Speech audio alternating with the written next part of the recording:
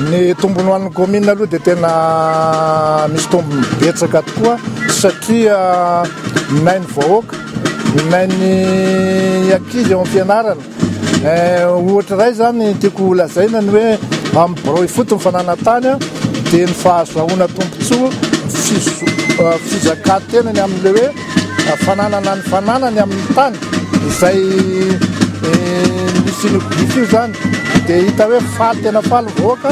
fa misaotra ny fitondram-panjakana zay amin'izany fanomezana bifa zany satria tsapanay tokoa ny vahoaka eto amin'ny commune rurale Antsapiro fa liana tena liana ary tena miroborobo tokoa ny fidiriny amin'izany hoe fanaovana karatany zany mampiseho ny hafaliany mihitsy izy aminay tompona andraikitra dia misaotra ny fitondram-panjakana zay ny amin'izany ny CG moa izay efa vita ihany koa dia isaorana azy koa zany satria zavatra vao natao tao anatin'ny roa taona daholo izany zavatra zany avy amin'ny fitondram-panjakana daholo zany fotodrafitrasy zany ity birao salle de mariage ty moa zany dia vo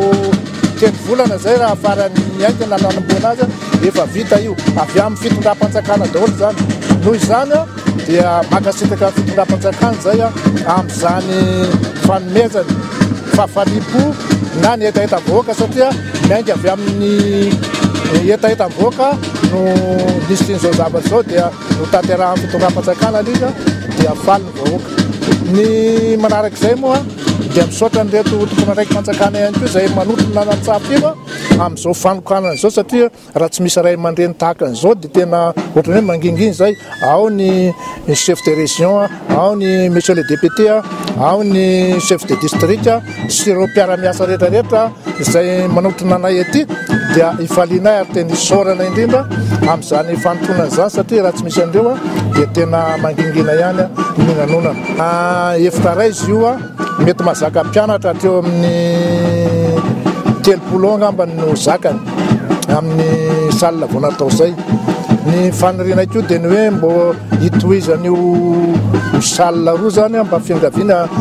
raha niresaka tamin'ny talen CG moa zay dia zay ny tena faniriana sy ny ray aman-dreny dia mba tsara ozy mba tokony efitra roa ilay CG fa tsy sembo le trano ny zanaka eto amin'ny commune Antsapiro misy hatrany amin'ny 200 tokony hianatra eto fa lasa lavitra le izy noho ny tsy fisian'ny trano fianarana dia irina zany niverenan'izy ireny aty amin'ny commune Antsapiro satria fahasahiranana ho an'ny ray aman-dreny ilay fahatonga fandehanany any lavitra any mifampianarana ny zanany zay zany mba fanirinay amin'ilay fotodrafitrasa amin'ny CG sy ny faniriny ireo ray aman-dreny sy ny talen'ny CG